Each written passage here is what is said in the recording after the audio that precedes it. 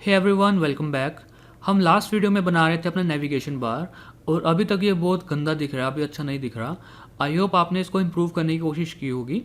आज की इस वीडियो में हम बात करेंगे फ़ॉन्ट साइज़ के बारे में, इसको थोड़ा इम्प्रूव करेंगे और यूटिलिटी क्लासेस के बारे में बात करेंगे। तो स्टार्ट करते हैं। देखिए गाइस, हमने अपनी वेबसाइट को बनाना है रिस्पॉन्सिव। ठीक है, एक बात मैं आपको बताऊं, अगर आपने अपनी वेबसाइट को रिस्पॉन्सिव बनाना है तो आप पहले से ही जो अपनी यूनिट्स है उसको पिक्सल में ना लिखिए, उसको एम्स या रैम्स की या परसेंटेजेस की फॉर्म में लिखिए। ओके, हम स्टार्टिंग से ही एम्स या रैम्स में अपनी जो यूनिट्स हैं उनको लिखेंगे, ताकि अगर हम अपनी वेबसाइट को बाद में रिस्पॉन्सिव बनाएं तो हमें प्रॉब्लम ना हो। ओके, तो स्टार्ट करते हैं। सबसे पहले देखिए, सबसे पहले हम बात करते हैं रैम्स यूनिट की। हमने रैम्स यूनिट के बारे में बात की थी, उसकी प्रैक्टिस भी की थी, बट मैं आपको फिर से बता देता हूँ। जो रैम्स यूनिट होती हैं वो किसके साथ काम करते हैं? रूट एलिमेंट के साथ। Okay, alright. तो अभी मैं क्या करता हूँ, सबसे पहले एक काम करता हूँ मैं, जो रूट एलिमेंट है, ठीक है, और रूट एलिमेंट क्या है HTML का? सबसे पहले ये बताइए। रूट एलिमेंट है HTML का HTML टैग, ठीक है, या फिर आप रूट सीडो क्लास भी यूज़ कर सकते हो। ओके, तो मैं बताऊँ आपको। देखिए, अब HTML का रूट एलिमेंट क्या है? HTML, ठीक है। इसके बाद यहाँ पे मैं फ़ॉन्ट साइज़ का कर देता हूँ 10 पिक्सल्स का। मतलब बाय डिफ़ॉल्ट कितना होता है फ़ॉन्ट साइज़? वो होता है 16 पिक्सल्स का। ठीक है, अगर मैं यहाँ पे 16 पिक्सल्स करूँगा तो इसको रिफ़्रेश करूँगा तो नो चेंजेस। ठीक है, बट अगर मैं यहाँ पे 10 पिक्सल्स कर दूँगा तो क्या हो जाएगा? यहाँ पे थोड़ा छोटा हो जाएगा। ठीक है, तो मैं यहाँ पे 10 पिक्सल्स क्यों कर रहा हूँ? क्योंकि अगर मैं 10 पिक्सल्स कर दूंगा तो रैम्स में मुझे आसानी होगी लिखने में। ओके, तो यहाँ पे इसलिए मैं 10 पिक्सल्स कर रहा हूँ। ठीक है, अब यहाँ पे 10 पिक्सल तो कर दिया, बट यहाँ पे 10 पिक्सल नहीं लिखेंगे हम लिखेंगे यहाँ पे परसेंटेजेस में। परसेंटेजेस में क्यों लिखेंगे? मान लो अगर कोई बंदे ने अपने ब्राउज़र के जो डिफ़ॉल्ट फ़ॉन्ट साइज़ है उसको चेंज कर दिया, 16 की जगह 18 कर दिया। ठीक है, तो उसके एक्सेसिबल बनाने के लिए अपनी वेबसाइट को, फॉर एग्जांपल किसी को अच्छा नहीं दिखता, किसी को अगर कोई चीज़ बहुत ज़्यादा जूम हो तो ही दिखती है। ठीक है, कोई स्ट्रगल कर रहा है देखने के लिए। ठीक है, उसके लिए हम क्या करेंगे? यहाँ पे परसेंटेजेस में लिखेंगे। ठीक है, परसेंटेजेस में लिखें तो कैसे लिखेंगे? देखिए, मैं आपको बताता हूँ कैसे लिखेंगे। सबसे पहले देखिए, बाय डिफ़ॉल्ट कितना होता है? 16 पिक्सल्स। 16 पिक्सल्स ही क्या होता है हमारा? 100%। ठीक है, 16 पिक्सल्स क्या होता है हमारा? 100%। हमें कितना चाहिए? 10 पिक्सल्स। ठीक है, और 10 पिक्सल्स कितना होगा? ठीक है, 100 डिवाइडेड बाय 16। ठीक है, ये जितना भी होगा इसको हम क्या करेंगे? मल्टीप्लाई कर देंगे 10 से। ठीक है, तो 10 पिक्सल बनाने के लिए हमें ये कैलकुलेशन करनी होगी। ओके, और ये कैलकुलेशन कैसे करेंगे हम? देखिए, हम यहाँ पे क्या कर सकते हैं, मैं यहाँ पे कैलकुलेटर ओपन करता हूँ और यहाँ पे 100 डिवाइडेड बाई 16, और ये कितना हो गया? 6.25 इंटू 10 करूँगा, 62.5%। ठीक है, तो फ़ॉन्ट साइज़ हम कितना रख देंगे यहाँ पे? 62.5%। Font size 62.5%। ओके, अभी क्या होगा? देखिए, अभी इतना दिख रहा है आपको। अगर मैं इसको रिफ़्रेश करूँगा तो सेम है। तो 62.5% का मैंने क्या रख दिया? फ़ॉन्ट साइज़ रख दिया। अभी के लिए मैं इसको थोड़ा जूम कर देता हूँ तो ताकि आपको थोड़ा सा विजुअली क्लियर हो इसको। ठीक है, अब हम बात करते हैं थोड़ा, ये तो हो गया फ़ॉन्ट साइज़ के बारे में। अब मैं थोड़े HTML एलिमेंट्स की बात करता हूँ। ठीक है, तो मैं सबसे पहले क्या करता हूँ, जो बाय डिफ़ॉल्ट जो HTML एलिमेंट्स को स्टाइलिंग दूंगा मैं, वो यहाँ पे नीचे दूंगा। ठीक है, यहाँ पे। ठीक है, बॉडी के बाद सबसे पहले तो मैं जो भी UL के अंदर अनऑर्डर्ड लिस्ट की जो लिस्ट आइटम्स होंगी, मैं क्या करूँगा? उनको लिस्ट स्टाइल कर दूंगा नन। मतलब आपको पता है जब हम अनऑर्डर्ड लिस्ट क्रिएट करते हैं तो लिस्ट में या डिस्क आता है, ठीक है, तो स्टाइल आता है, यहाँ पे डॉट डॉट आते हैं। ठीक है, तो वो हमें नहीं चाहिए। ओके, तो उसके लिए मैं कर दूंगा लिस्ट स्टाइल को कर दूंगा नन। ओके, उसके बाद मैं क्या करूँगा? जितने भी मेरे लिंक्स होंगे उनको मैं क्या करूँगा? फ़ॉन्ट साइज़, उनका जो फ़ॉन्ट साइज़ होगा वो होगा मेरा 1.6 रैम। 1.6 रैम का मतलब क्या है? 16 पिक्सल्स। ओके, अब देखिए कितना आसान हो गया। अगर यहाँ पे 10 पिक्सल्स था यहाँ पे, और यहाँ पे 16 पिक्सल्स बनाने के लिए मुझे 1.6 से मल्टीप्लाई कर दिया। ठीक है, तो कितना हो गया? 1.6 रैम। ओके, उसके बाद हम बात करते हैं टेक्स्ट डेकोरेशन की। आपको पता है जो ये हमारे पास ए है, अभी देखिए। ठीक है, अब ये देखिए बड़ा हो चुका है। ठीक है, जो लिंक है वो मेरा देखिए वहाँ, देखिए अब ये बड़ा हो चुका है। ठीक है, पहले कैसा दिख रहा था? पहले 10 पिक्सल्स में कुछ ऐसा दिख रहा था आपको, और अभी कैसा दिख रहा है आपको? अगर मैं रिफ़्रेश करूं तो आपको देख रहे हैं, अब आपको ऐसा दिख रहा है। ओके, तो ये बड़ा हो चुका है। अब यहाँ पे देखिए, यहाँ पे टेक्स्ट डेकोरेशन है अंडरलाइन, मुझे इस टेक्स्ट डेकोरेशन को करना है नन। क्या करना है? नन। ओके, तो मैं क्या करता हूँ यहाँ पे text decoration none. Okay, I hope आपको इतना क्लियर होगा। अगर मैं रिफ्रेश करूँ तो टेक्स्ट डेकोरेशन नन हो चुकी है। उसके बाद मैं यहाँ पे क्या करूँगा, जितने भी मेरे पैराग्राफ होंगे और लिस्ट आइटम्स होंगे, LI होंगे, उनका भी मैं क्या करूँगा, फ़ॉन्ट साइज़, उनका फ़ॉन्ट साइज़ मैं कर दूँगा 1.6 रैम 16 पिक्सल्स का फिर से। और साथ में जितने भी मेरे पैराग्राफ और LI होंगे उनको मैं मार्जिन दूंगा बॉटम का। ठीक है, अब मार्जिन बॉटम, आपको पता है मार्जिन में आप एम्स रैम्स यूज़ कर सकते हैं, एम्स यूज़ कर सकते हैं। ठीक है, तो क्या यूज़ करना सही रहेगा? देखिए, हर एक की अपनी प्रेफरेंस है, बट मैं यहाँ पे एम्स यूज़ करता हूँ जब मुझे मार्जिन देना होगा। तो मैं यहाँ पे एम्स, मार्जिन और पैडिंग में मैं एम्स बहुत ज़्यादा यूज़ करता हूँ। क्यों यूज़ करता हूँ? क्योंकि ये जब रिस्पॉन्सिवनेस की बात आएगी तो ये हमारा काम बहुत आसान कर देती है। ठीक है, अब मैं इसको समझाता हूँ क्या मतलब है मेरा। ठीक है, फॉर एग्जांपल 0.5 एम कर दिया मैंने। 0.5 एम का मतलब क्या? देखिए, अगर इसका फ़ॉन्ट साइज़ कितना है 16 पिक्सल्स अभी, ठीक है, तो मार्जिन बॉटम कितना हो जाएगा 0.5, इस फ़ॉन्ट साइज़ का 0.5। मार्जिन बॉटम कितना हो जाएगा, दोबारा सुनिए, मार्जिन बॉटम कितना हो जाएगा, जितना इसका फ़ॉन्ट साइज़ होगा उसका 0.5, उसका 50%। तो क्या होगा, 16 पिक्सल्स का मतलब 8 पिक्सल्स का मार्जिन बॉटम हो जाएगा। ठीक है, फॉर एग्जांपल हमने मोबाइल में, जब हम मोबाइल की विड्थ पे आएंगे तो हमने इसको फ़ॉन्ट साइज़ को फॉर एग्जांपल करना है 14 पिक्सल्स का। ठीक है, हमने फ़ॉन्ट साइज़ चेंज कर दिया 14 पिक्सल्स में, तो मार्जिन बॉटम ऑटोमेटिकली एडजस्ट हो जाएगा, कितने पे एडजस्ट हो जाएगा, 7 पिक्सल्स पे। ओके, तो इसका बहुत फ़ायदा है एम्स यूज़ करने का, तो इसलिए मैं यहाँ पे एम्स यूज़ कर रहा हूँ मार्जिन बॉटम में। ठीक है, अब मैं क्या करता हूँ, इसको रिफ्रेश करता हूँ। ठीक है, आप देख सकते हैं यहाँ पे मार्जिन बॉटम आ चुका है थोड़ा सा। ओके, आई होप आपको समझ आ चुका होगा मार्जिन बॉटम का। अब यहाँ पे मैं लेटर स्पेसिंग भी दे देता हूँ। लेटर स्पेसिंग आपको पता है, जो हमारे लेटर साइन के बीच में जो स्पेसिंग होते हैं उसको बोलते हैं लेटर स्पेसिंग।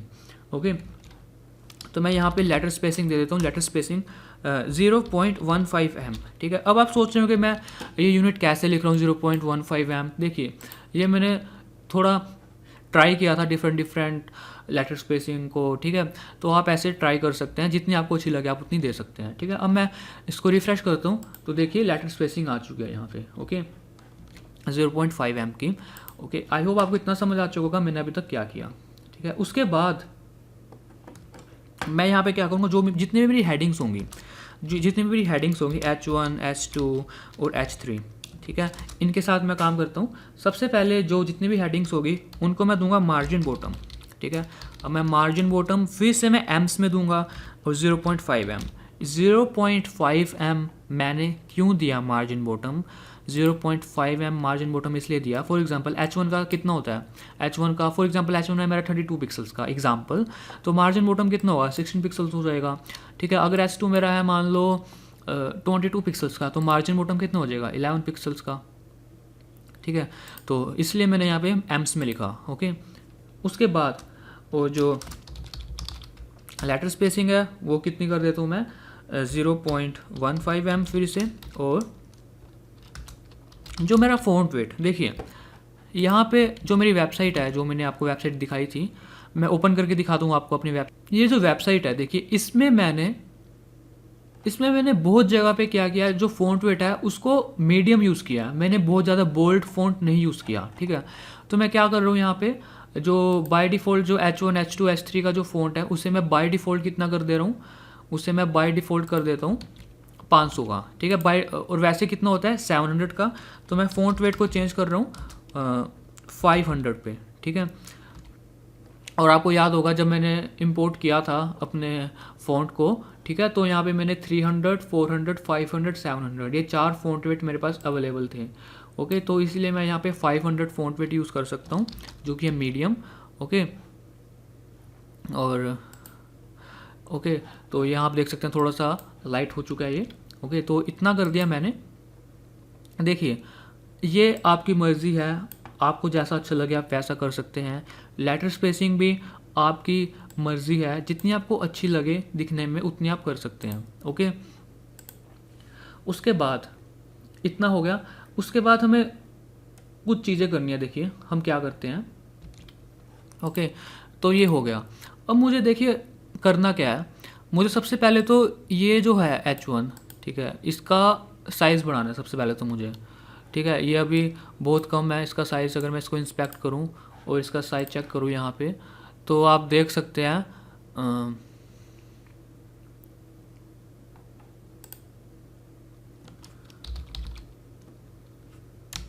तो आप देख सकते हैं यहाँ पे 15 पिक्सल्स का इसका फ़ॉन्ट साइज़ है। ओके, तो मुझे इसका फ़ॉन्ट साइज़ बढ़ाना है। ठीक है, तो मैं क्या काम करता हूँ, देखिए अब मैं यूज़ करूँगा यहाँ पे यूटिलिटी क्लास भी यूज़ कर सकता हूँ, आप बिना यूटिलिटी क्लास को यूज़ करके भी कर सकते हैं। अब मेरे कहने का मतलब क्या है यूटिलिटी क्लास और बिना यूटिलिटी क्लास के, देखिए अभी यहाँ पे मैं क्या करता हूँ, देखिए यहाँ पे मैंने लोगो सेलेक्ट किया हुआ था, हेडर नैवबार लोगो, तो ये मेरा लोगो ही तो है। ठीक है, तो मैं क्या करता हूँ, यहाँ पे ये जो लोगो है इसको, इसका जो फ़ॉन्ट साइज़ है, इसका जो फ़ॉन्ट साइज़ है इसको मैं कर देता हूँ यहाँ पे फॉर एग्ज़ाम्पल 35 पिक्सल्स का करना है मुझे। ठीक है, 35 पिक्सल्स का करने के लिए मैं क्या करता हूँ 3.5 रैम। ओके, अगर मैं इसको अब रिफ़्रेश करूँगा तो आप देख सकते हैं ये कितना हो गया अब 35 पिक्सल्स का 3.5 रैम का। ठीक है, अब इतना ये यहाँ पे मैंने कर दिया। ठीक है, अब फिर मुझे अगर मैं यहाँ पे होम पेज पे जाऊँ तो यहाँ पे मैंने कर दिया। ठीक है, और आप जो जितना साइज़ यहाँ पे है फिर उतना साइज़ यहाँ पे है, यहाँ पे भी मैंने 35 यूज़ किया है, यहाँ पे भी 35 यूज़ किया है। ठीक है, तो मेरे कहने का मतलब मुझे बार बार यहाँ पे फ़ॉन्ट साइज़ 3.5 रैम लिखना पड़ेगा CSS में आके। ऐसा कर सकते हैं, इसमें कोई प्रॉब्लम नहीं है, ऐसा लाखों करोड़ों डेवलपर्स करते हैं, कोई प्रॉब्लम नहीं है। बट यहाँ पे हम एक यूटिलिटी क्लास भी यूज़ कर सकते हैं। यूटिलिटी क्लास का मतलब क्या है, देखिए क्या होता है यूटिलिटी क्लास का मतलब, देखिए जब आपने यहाँ पे क्लास दी इसको लोगो, ठीक है, आप इसको एक और क्लास दे दीजिए फॉर एग्जांपल जिसका नाम मैं रख देता हूँ LG हेडिंग। ठीक है, यहाँ पे LG हेडिंग दे दी। अभी तो यहाँ पे कुछ नहीं होगा, अगर मैं इसको रिफ़्रेश करूँ, यहाँ पे जाके रिफ़्रेश करूँ तो यहाँ पे कुछ नहीं है। ठीक है, बट यहाँ पे मैं क्या करता हूँ, यहाँ पे ऊपर जाके ना यहाँ पे एक यूटिलिटी क्लासेस का अलग से बना लेता हूँ, यूटिलिटी क्लासेस। देखिए अब मैं क्या करता हूँ, एक क्लास बना लेता हूँ। ठीक है, उस क्लास का नाम, जैसे इसको क्लास दे दी मैंने। ठीक है, अब इसको स्टाइलिंग दे देता हूँ मैं फॉर एग्जांपल .LG हेडिंग, और यहाँ पे जो फ़ॉन्ट साइज़ है उसको कर देता हूँ मैं 3.5 रैम। ठीक है, इससे क्या होगा, देखिए इसको रिफ़्रेश किया, देखिए इसको कितना साइज़ मिल गया, फ़ॉन्ट साइज़ 3.5 रैम का। ओके, अब फॉर एग्जांपल मुझे ये जो LI फर्स्ट LI है इसको भी थोड़ा बड़ा साइज़ देना है। एग्जांपल देना नहीं मुझे, फॉर एग्जांपल देना हो मुझे, तो मैं यहाँ पे क्या कर सकता हूँ, ये जो A है, ठीक है, ये जो A है मेरा, इसको मैं यहाँ पे क्लास दे देता हूँ, इसको मैं क्लास दे देता हूँ यहाँ पे LG हेडिंग। ठीक है, अगर मैं इसको A को LG हेडिंग क्लास दे दूंगा और इसको रिफ़्रेश करूँगा तो आप देख सकते हैं ये क्या हो गया, मेरा होम मेरा बड़ा बड़ा लिखा आ गया। ठीक है, बट मुझे इसको क्लास देनी नहीं थी, एग्जांपल के तौर पे मैंने समझाया। ठीक है, तो आप ऐसे यूटिलिटी क्लास भी बना सकते हैं इस काम के लिए, या फिर आप क्या कर सकते हैं, सिंपल आप अपने एलिमेंट को सिलेक्ट करके भी फ़ॉन्ट साइज़ बढ़ा सकते हैं। कमेंट करके बताइए आप कौन सा तरीका यूज़ करेंगे। ओके, उसके बाद यहाँ पे हो गया। इसके बाद ऐसी हेडिंग्स के लिए मैं 2 यूटिलिटी क्लासेस बना लेता हूँ, एक लार्ज हेडिंग और बना लेता हूँ एक मीडियम हेडिंग। ठीक है, .md हेडिंग, इसको मैं बाद में यूज़ करूँगा यूटिलिटी क्लास को। जो मेरी मीडियम हेडिंग होगी उसका जो फ़ॉन्ट साइज़ रहेगा वो रहेगा मेरा 2.2 रैम का। ओके, 2.2 रैम मतलब कि 22 पिक्सल्स का। ठीक है, अभी तो मेरा कुछ चेंज नहीं किया मैंने यहाँ पे। उसके बाद मैं यहाँ पे और क्लासेस यूज़ करूँगा, यहाँ पे यूटिलिटी क्लासेस यूज़ करूँगा, आपकी मर्ज़ी है, आपने सेलेक्ट करके करना है सेलेक्ट करके कर सकते हैं, यूटिलिटी क्लासेस बनानी है यूटिलिटी क्लासेस भी बना सकते हैं। ठीक है, उसके बाद मैं यहाँ पे क्या करूँगा, यहाँ पे अगर मैं अपनी वेबसाइट दिखाऊँ तो मैं यहाँ पे रेड कलर यूज़ कर रहा हूँ। देखिए जो रेड कलर मैं यहाँ पे यूज़ कर रहा हूँ वही रेड कलर मैं यहाँ पे यूज़ कर रहा हूँ, वही यहाँ पे यूज़ कर रहा हूँ। ठीक है, और जगह पे भी मैं रेड कलर यूज़ कर रहा हूँ। फॉर एग्जांपल ये जो लाइन दिख रही है आपको, ये भी वही रेड कलर है, मैं एक ही रेड कलर यूज़ कर रहा हूँ पूरी वेबसाइट में। ठीक है, और हेडिंग के लिए भी मैं एक ही कलर यूज़ कर रहा हूँ, और 2 मैं ग्रेश कलर यूज़ कर रहा हूँ बस, मेरे वेबसाइट में ज़्यादा कलर नहीं यूज़ कर रहा, और यहाँ बैकग्राउंड के लिए थोड़ा सा डिफरेंट कलर यूज़ कर रहा हूँ। ठीक है, तो कुल मिला के मैं कहूँ तो मेरी वेबसाइट में 3 ही कलर यूज़ हो रहे हैं, ब्लैक वाइट और रेड। ठीक है, 3 शेड कहूँ तो ब्लैक वाइट रेड, 3 ही कलर दिखेंगे आपको वेबसाइट में। ये प्योर ब्लैक नहीं है बट मैं फिर भी इसको ब्लैक में काउंट कर रहा हूँ। ठीक है, तो आप एक बात याद रखिए, अगर आपकी वेबसाइट में ज़्यादा कलर नहीं है, ठीक है, 2 2-3 कलर हैं तो आपकी वेबसाइट ज़्यादा अच्छी दिखेगी। देखिए आप कोई भी वेबसाइट देख लीजिए, ठीक है, ये यूआई का अगर आपको अच्छी दिखने वाली वेबसाइट बनानी है आप स्टार्ट कीजिए ब्लैक एंड वाइट से, ठीक है। आप अपनी वेबसाइट बनाइए ब्लैक एंड वाइट में और बाद में कोई एक कलर चूज़ कर लीजिए, जैसे मैंने रेड चूज़ किया, उसके बाद उस कलर को आप अलग अलग जगह पे अप्लाई कर दीजिए, ठीक है। अब मैं 3 कलर यूज़ करूँगा, ठीक है, तो मैं उन 3 कलर के लिए भी यूटिलिटी क्लासेस बना लेता हूँ, ठीक है। पहली जो क्लास होगी वो होगी टेक्स्ट रेड, ठीक है। ये क्लास क्या करेगी, मेरे टेक्स्ट को रेड कर देगी, ओके। तो जो मैं रेड कलर यूज़ करने वाला हूँ अपने इस प्रोजेक्ट में, उस रेड कलर का नाम है E63946 3946, ये रेड कलर मैं यूज़ करूँगा, ठीक है। उसके बाद मैं एक यूज़ करूँगा light colour, like white colour, pure white नहीं, थोड़ा सा उसे लाइट कर दूँगा, तो मैं यूज़ करूँगा टेक्स्ट लाइट, ठीक है। ये एक तरह से वाइट ही होगा, जिसका कलर होगा वो होगा F4 ओके। उसके बाद एक कलर यूज़ करूँगा मैं टेक्स्ट ब्लैक। मैं प्योर ब्लैक नहीं यूज़ करूँगा, मैं थोड़ा ग्रेश ब्लैक यूज़ करूँगा, जो होगा 333 कलर 333। ये 333 अगर मैं 3 बार लिख रहा हूँ, इसका यही मतलब है मैंने 333 6 बार लिखा, ओके। तो सेम ही चीज़ है वो। तो मैं यहाँ पे यूज़ कर रहा हूँ ये वाला ब्लैक कलर, और साथ में मैं एक ग्रे कलर यूज़ करूँगा, डॉट टेक्स्ट ग्रे,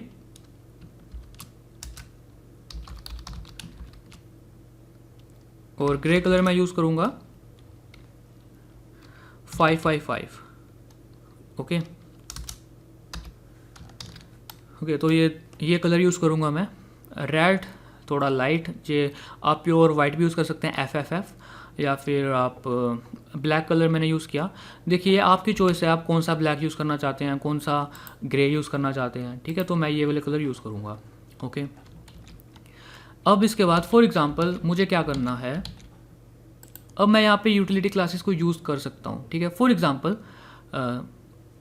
यहाँ पे मैंने H1 को जो कलर देना है अभी, वो देना है मैंने टेक्स्ट रेड, ओके। अगर मैं इसको रिफ्रेश करूं तो अब यहाँ पे सोचने वाली बात है, यहाँ पे अब मेरा जो टेक्स्ट है वो रेड नहीं हुआ। वो रेड क्यों नहीं हुआ उसकी बात करते हैं। देखिए अभी मैंने इसको यहाँ पे ए की क्लास दी, ठीक है, बट मैंने कहीं पे इस H1 को सिलेक्ट किया, ठीक है। और आपको पता है मैंने कहाँ पे सिलेक्ट किया था इसको, आप इसको देखिए, मैंने इसको यहाँ पे सिलेक्ट किया था, इस लोगों को, ठीक है। अब स्पेसिफिसिटी देखिए किसकी ज़्यादा है, ठीक है। स्पेसिफिसिटी ज़्यादा है, किसकी ज़्यादा है, इसकी ज़्यादा है, ठीक है। तो इस बात का ध्यान रखना है अगर आप यूटिलिटी क्लासेस को यूज़ करेंगे, ठीक है। तो यहाँ पे मैं इसको हटा देता हूँ, ठीक है।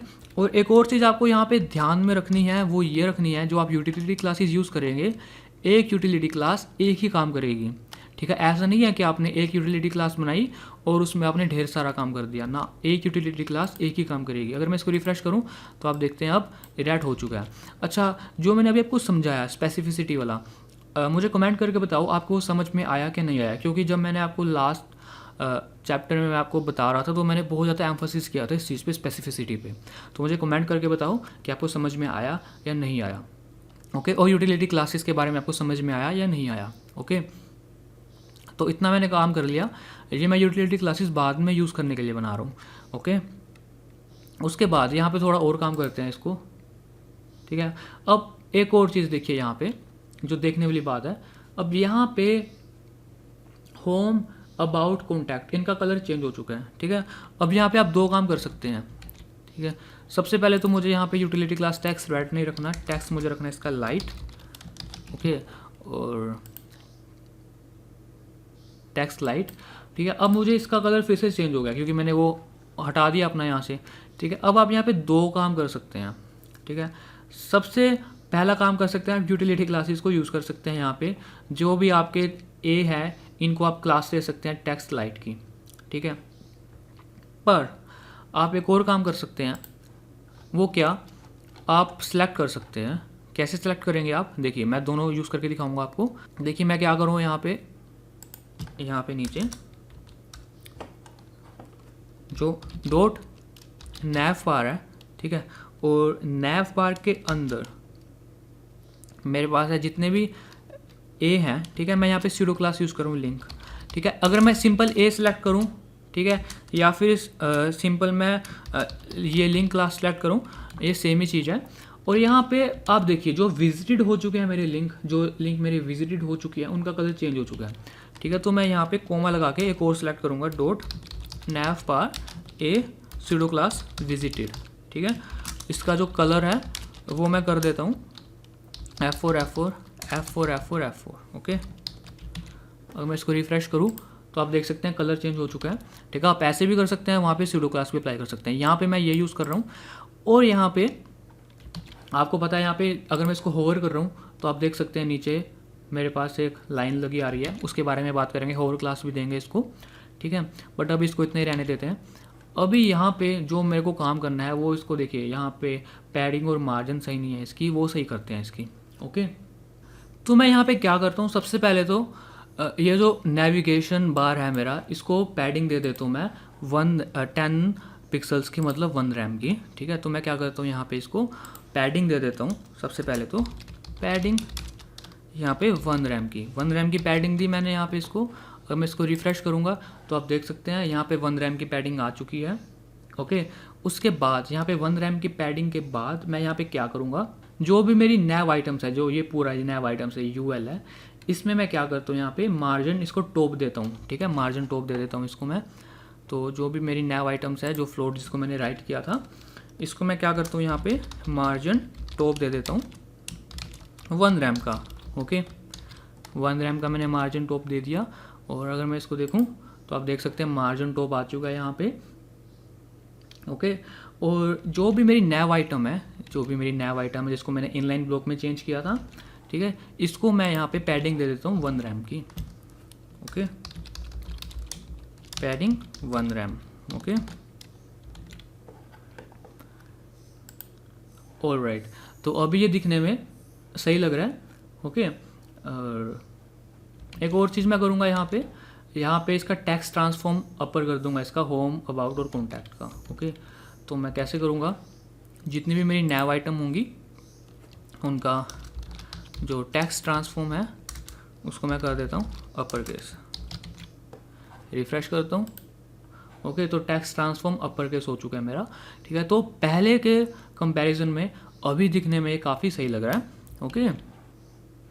और यहाँ पे अब जो मेरा बॉर्डर है, इसको मैं अभी बॉर्डर नहीं हटाऊंगा मैं, ठीक है। अभी आप ध्यान से देखिए, ये तो मेरा अभी साइड में है बहुत, ठीक है। बट यहाँ पे देखिए ये मेरा थोड़ा बीच में है, ठीक है। इसकी हम बात करेंगे अभी।